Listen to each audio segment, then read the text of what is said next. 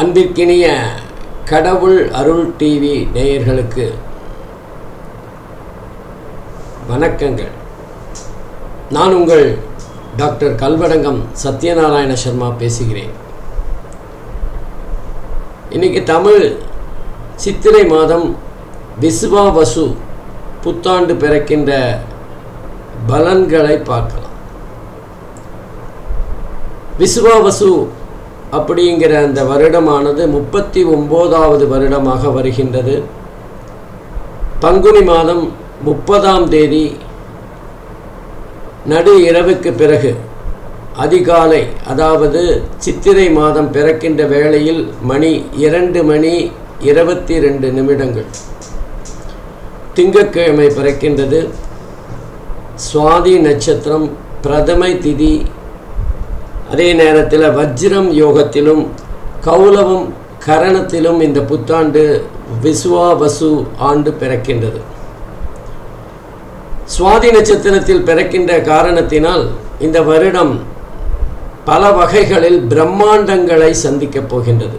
எல்லா விஷயத்திலும் ஒரு அகலம், எல்லா விஷயத்திலும் ஒரு விரிவு பார்க்கப்படும் என்ற ஒரு சூழ்நிலை தான் இருக்கும். பிரம்மாண்டமான விஷயங்களை இந்த ஆண்டு மக்கள் எல்லோரும் சந்திக்கப் போகிறார்கள். உலக நாடுகள் எல்லாம் சந்திக்கப் போகின்றது. அது மழையாக இருந்தாலும் சரி, இல்லை பூமி அதிர்வுகளாக இருந்தாலும் சரி, வெள்ளமாக இருந்தாலும் சரி, விபத்துக்களாக இருந்தாலும் சரி, இயற்கை சீற்றங்களாக இருந்தாலும் சரி, எதுவாக இருந்தாலுமே பிரம்மாண்டத்தை பார்க்க போகிறோம். சுவாதி நட்சத்திரத்தில் பிறக்குதில்ல, அதனால் அப்படி தான் இருக்கும். இந்த ஆண்டு விசுவாவசு ஆண்டு மகர லக்னத்தில் பிறக்கிறது. சனி பகவான் 2வது வீட்டில், நேத்திரஸ்தானம் என்று சொல்லப்படுகின்ற 2வது வீடு, அதாவது வாக்கிய பஞ்சாங்கத்தின்படி, திருக்கணித பஞ்சாங்கத்தின்படி 3வது வீட்டிலும் இருந்து பலாபலன்களை தரப்போகிறார்.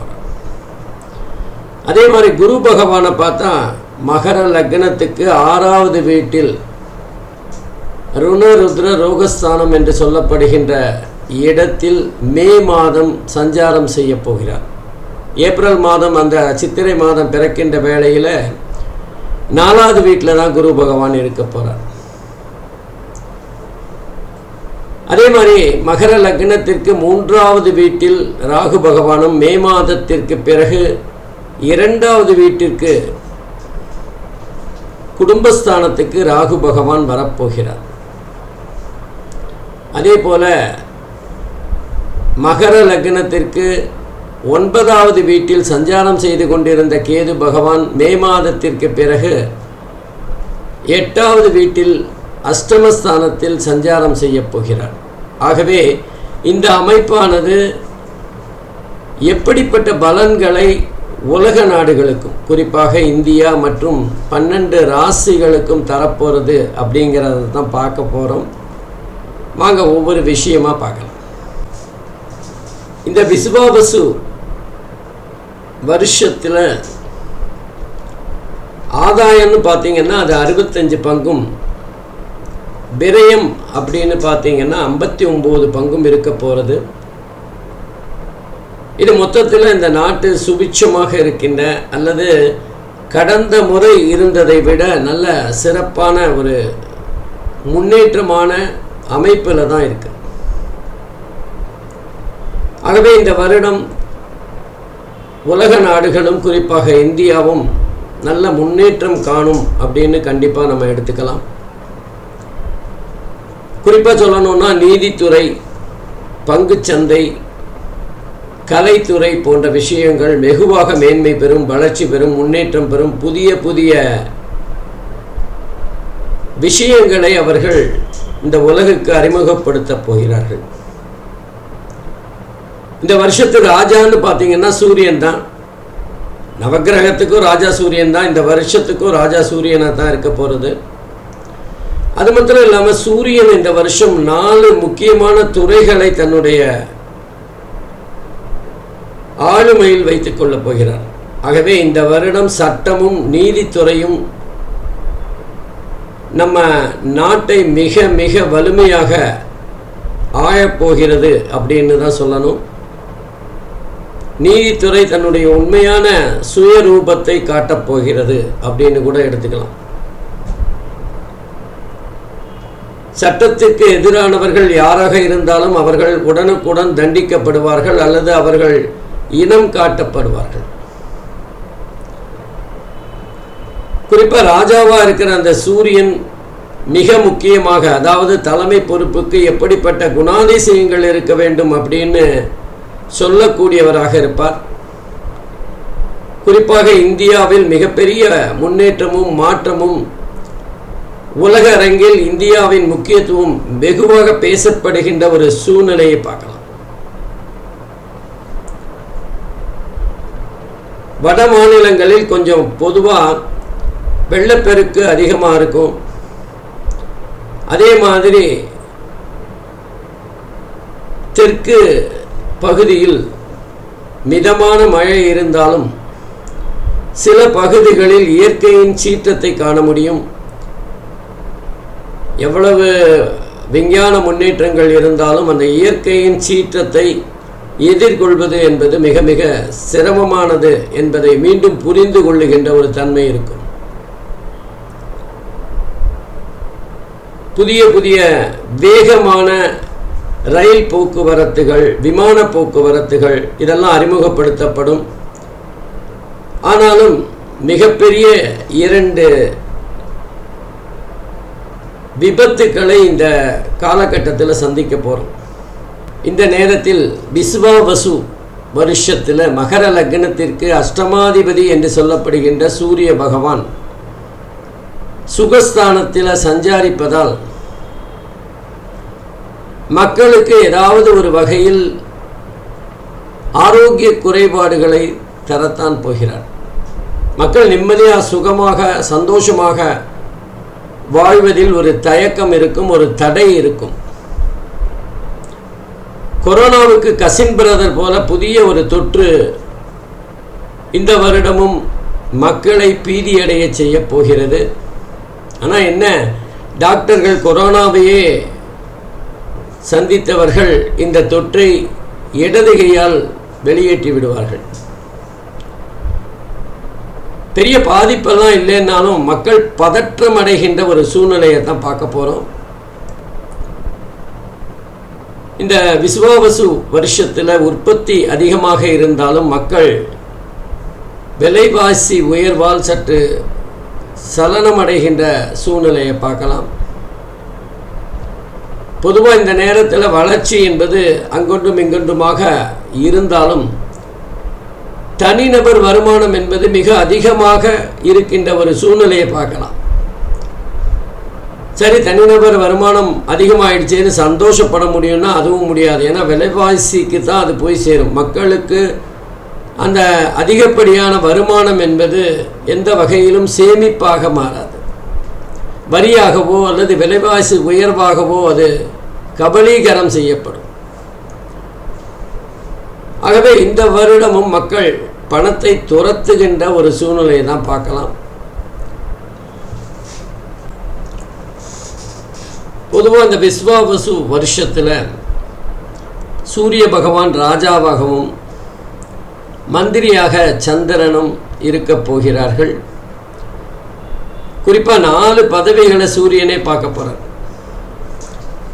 குரு பகவான் சேனாதிபதியாக, அதாவது சஸ்யாதிபதியாக குரு பகவான் இருக்கின்ற காரணத்தினால், அதாவது மக்களுக்கான ஒரு கிரகமாக இருக்கின்ற காரணத்தினால் நீதி, நேர்மை, நியாயம் இதெல்லாம் வெகுவாக காப்பாற்றப்படும். நீதிமன்றங்கள் சட்டத்தை தன் கையில் எடுத்துக்கொள்ளும்.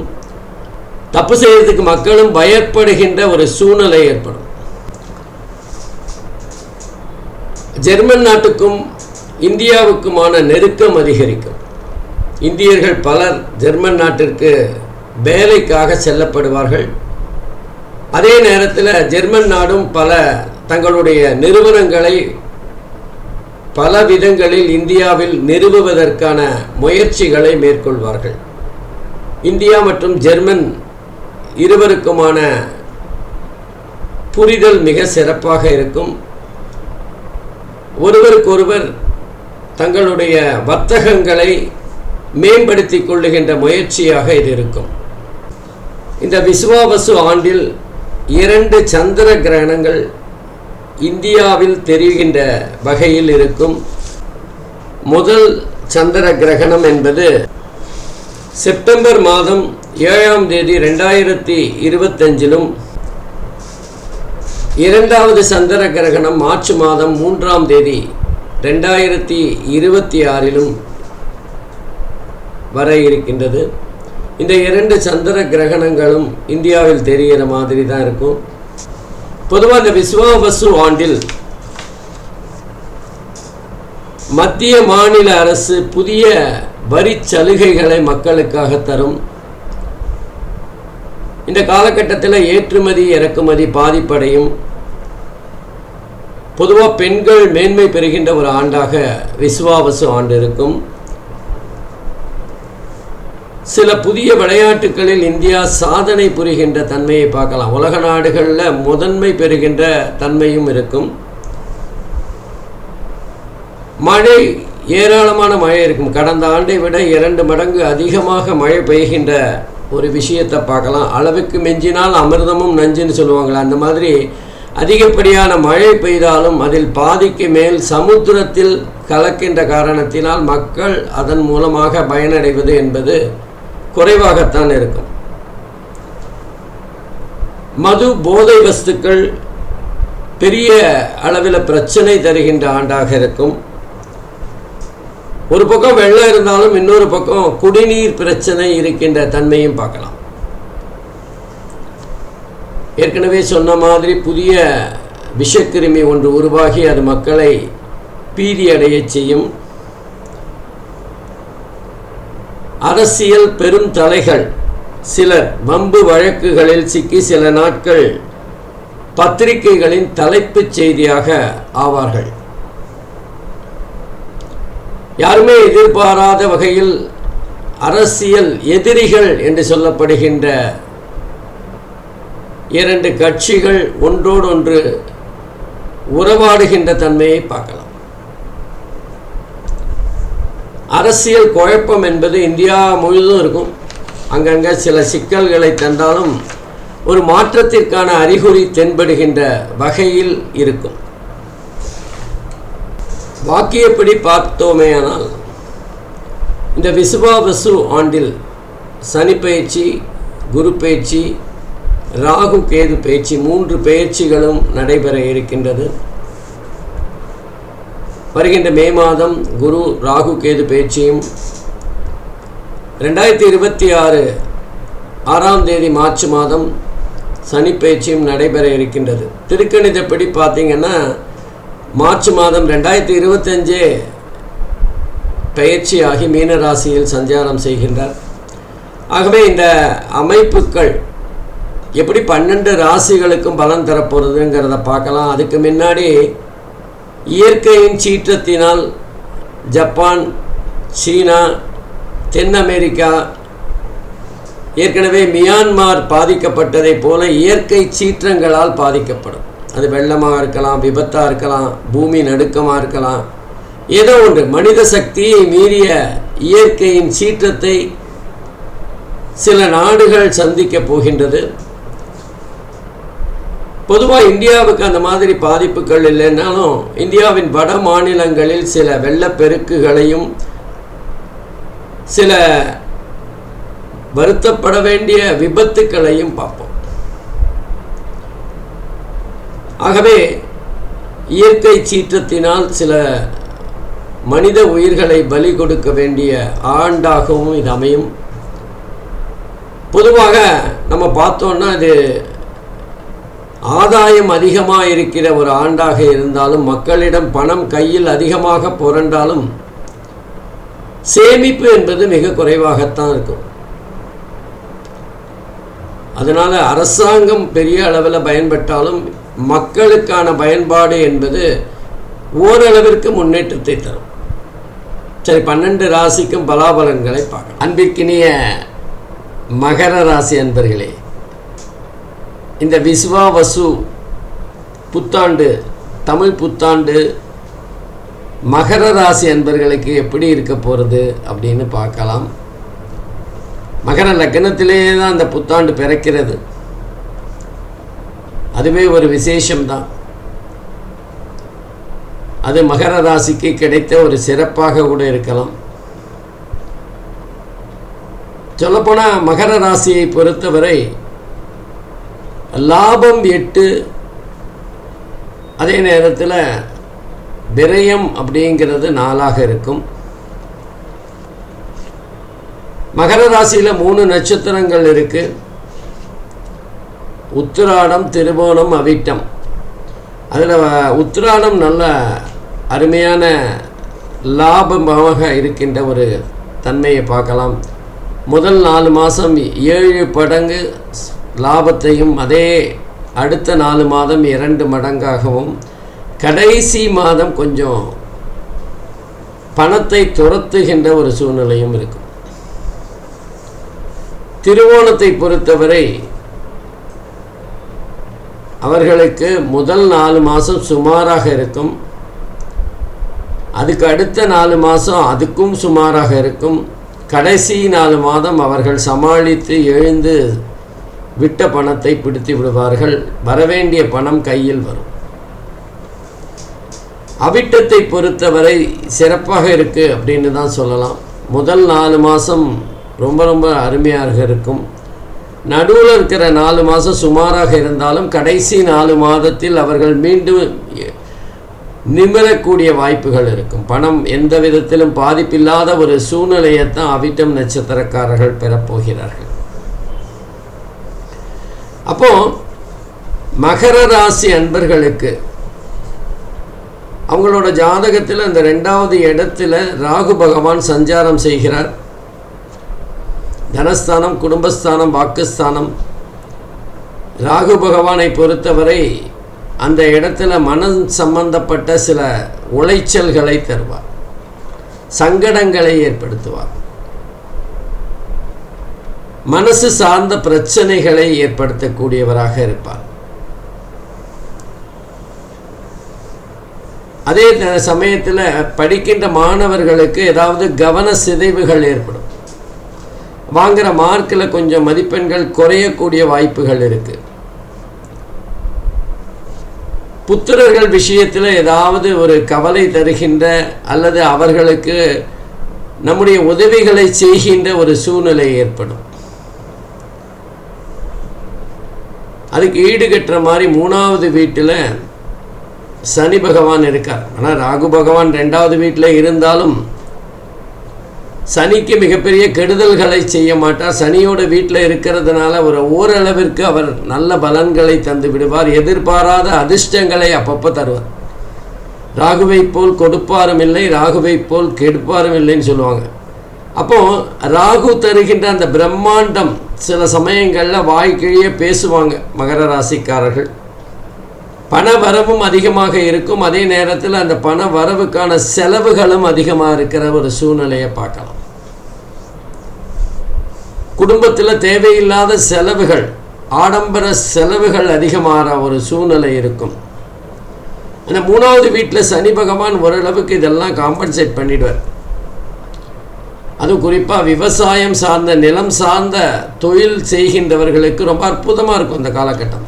அவர்களுக்கு மிகப்பெரிய பூஸ்ட்னு சொல்லுவாங்க. இது வரைக்கும் ஒரு 5-6 வருஷப்பட்ட கஷ்டங்களுக்கு விமோசனமாக எதிர்பாராத ஒரு யோகத்தை தருகின்ற வருடமாக இருக்கும். விவசாயம் என்பது, ரியல் எஸ்டேட் போன்ற விஷயங்கள் அவர்களுக்கு நல்ல அதிர்ஷ்டத்தை தரும் காலமாக இருக்கும். வேலை தேடிக்கொண்டிருக்கின்றவர்களுக்கு வேலை அமையக்கூடிய வாய்ப்புகள் இருக்கும். வந்த காரகனாக இருந்தாலும் வேலைக்கும் அவர்தான் காரகன். ஆகவே இந்த காலகட்டத்தில் அந்த சனி பகவான் வேலையை அமைத்து கொடுப்பார். கலைஞர்களுக்கு மிக அற்புதமான காலகட்டம் அப்படின்னு தான் சொல்லலாம். ஏன்னா கலையில் அவங்க இந்த காலகட்டத்தில் ரொம்ப திறமையாகவும் தங்களுடைய பெயர் வெளியிலே வருகின்ற வகையில் செயல்படுகின்ற ஒரு தன்மையும் பார்க்கலாம். எதிர்பாராத அவர்களுக்கு புகழ், வெகுமதி, ஏதாவது ஒரு கௌரவம் கிடைக்கின்ற ஒரு காலகட்டமாக இருக்கும். அதே நேரத்தில் 6வது வீட்டில் குரு இருக்கிறதும் ஒரு விதத்தில் நல்ல அமைப்பு அப்படின்னு தான் சொல்லணும். சாஸ்திரங்களில் ரொம்ப புகழ் பெறக்கூடிய வாய்ப்புகள் இருக்குது. குறிப்பாக சொல்லணுன்னா சாஸ்திர சம்பிரதாயங்களை வாத்தியார்னு சொல்கிறோம், அந்த அவங்களுக்கெல்லாம் ரொம்ப குருமார்கள் அனைவருக்குமான சிறப்பான காலகட்டம் அப்படின்னு சொல்லலாம். ஆசிரியர்களாக இருந்தாலும் யாரெல்லாம் நமக்கு போதனை செய்கின்றார்களோ அவர்களுக்கெல்லாம் மிக சிறப்பான ஒரு காலகட்டமாக இருக்கும். பகைவர்களை வெல்லக்கூடிய தன்மை இருக்கும். ருணருத்ர ரோகஸ்தானத்தில் குரு பகவான் வரும்போது பகைவர்களை வெல்லலாம், நோயை எதிர்த்து போராடக்கூடிய தன்மை இருக்கும். அதே நேரத்தில் வம்பு வழக்குகள் ஏதாவது இருந்தால் அது ஒரு முடிவுக்கு வருகின்ற காலகட்டமாக இருக்கும். ஆகவே 6வது வீட்டில் குரு பகவான் சஞ்சாரம் என்பது சிறப்பாக தான் இருக்கும். வயிறு சம்பந்தமான சில பிரச்சனைகள் வரலாம், மயக்கம் போன்ற பின் விளைவுகள் இருக்கக்கூடிய வாய்ப்பு இருக்குது. சில பேருக்கு காதில் ஏதாவது பிரச்சனை போகக்கூடிய வாய்ப்புகள் இருக்குது. மகர ராசிக்காரர்கள் இப்போ தியானம் பூஜை போன்ற விஷயங்களில் அதீத ஈடுபாடு காட்டினாலும் அதன் மூலமாக அவர்களுக்கு சில கெட்ட பெயர்கள் ஏற்படக்கூடிய வாய்ப்புகள் உண்டு. இன்னும் சொல்லப்போனால் ஆசிரியர்கள் குரு சார்ந்த சாபம் பெறுகின்ற வகையில் கூட இருக்கக்கூடிய வாய்ப்புகள் இருக்குது அவங்களுக்கு. அதே நேரத்தில் மகர ராசிக்கு 8வது வீட்டில் கேது இருக்கிறதுனால கை காலில் அடிக்கடி அடிபடக்கூடிய வாய்ப்புகள் இருக்குது. 8ங்கிறது கேது மறைமுகமான நோய், அதாவது நோய்க்கு என்ன காரணம் என்றே தெரியாத சில வகை பிரச்சனைகளை, உடல் உபாதைகளை தருகின்ற காலகட்டமாக இருக்கும். கேதுவினால் ஏதாவது என்ன காரணம்னே தெரியாத சில பிரச்சனைகள் அது பண விரயத்தை ஏற்படுத்தக்கூடிய தன்மை இருக்கும். காலில் போகும்போது நடந்து போகும்போதே கால் தடிக்கு சில இரத்த காயங்கள் ஏற்படக்கூடிய வாய்ப்புகள் இருக்குது. இதெல்லாம் கேதுவினால் ஏற்படுகின்ற ஒரு தன்மை. அதே நேரத்தில் குரு பகவானுடைய பார்வையானது 10, 12, 2 ஆகிய இடங்களில் வருது. ரொம்ப ரொம்ப அற்புதம். 10ங்கிறது வேலை சார்ந்த விஷயங்களை சிறப்பாக இருக்கும். அதே நேரத்தில் வேலையில் ஏற்படுகின்ற மன அழுத்தங்களை இந்த குரு பகவானுடைய பார்வை குறைக்கும்.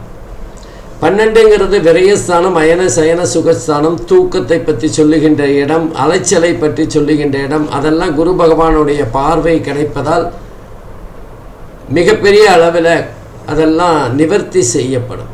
2வது வீடு தனஸ்தானம், குடும்பஸ்தானம், வாக்குஸ்தானம். அந்த இடத்துல ராகு பகவான் இருந்து சில கெடுபலன்களை தருகின்ற நிலையில் இருந்தாலும் குருவின் பார்வையினால் அந்த கெடுபலன்கள் குறையக்கூடிய வாய்ப்புகள் இருக்குது, மறையக்கூடிய வாய்ப்புகள் இருக்குது. அடுத்து சனியோட பார்வை அப்படின்னு பார்த்தீங்கன்னா 5, 9, 12 ஆகிய இடங்களுக்கு சனியோட பார்வை கிடைப்பது என்பது வெளிநாட்டிலிருந்து உங்களுக்கு ஏதாவது ஒரு பெரிய பொருள் நஷ்டத்தை ஏற்படுத்துகின்ற வகையில் ஏதாவது இருக்கும். வெளிநாடு வியாபாரம், எக்ஸ்போர்ட் இம்போர்ட் போன்ற வியாபாரங்களில் இருக்கின்றவர்கள் கொஞ்சம் கவனமாக இருக்கணும். பங்கு சந்தையில் ஈடுபடுபவர்கள் கொஞ்சம் கவனமாக இருக்க வேண்டிய காலகட்டம். வெளிநாடு அயல்நாடு சம்பந்தப்பட்டவர்களுடன் பழகும்போது கொஞ்சம் கவனமாக இருக்க வேண்டியது அவசியம். பண விரயமாகக்கூடிய தன்மை தெரிகின்றது. எங்கேயாவது ஏமாறக்கூடிய தன்மையும் இருக்கிறது. ஆகவே வெளிநாடு சார்ந்த நண்பர்களுடன் பழகும்போது அல்லது வியாபாரம் செய்கின்ற போது கொஞ்சம் கவனம் அதிகமாக இருக்க வேண்டும். மொத்தத்தில் மகர ராசியை பொறுத்தவரை மிக மிக கலப்படமான பலாபலன்களே மாறி மாறி வருகின்ற ஒரு சூழ்நிலையை பார்க்கலாம். என்னதான் இருந்தாலும் கையில் பணம் அதிகமாக புரள்றது ஒரு பெரிய ப்ளஸ் பாயிண்ட் தான். ஆகவே இந்த விஸ்வாவசு ஆண்டு மகர ராசி அன்பர்களுக்கு ஒரு முன்னேற்றத்தை தருகின்ற ஆண்டாக இருக்கும் என்று சொல்லலாம். நன்றி, வணக்கம், வாழ்க வளம். கடவுள் அருள் டிவியை பார்த்தமைக்க நன்றிகள். மேலும் இது போன்ற தகவல்களை தெரிந்து கொள்ள கடவுள் அருள் டிவியை சப்ஸ்கிரைப் செய்யுங்கள். மறக்காமல் பெல் ஐக்கானை கிளிக் செய்யுங்கள்.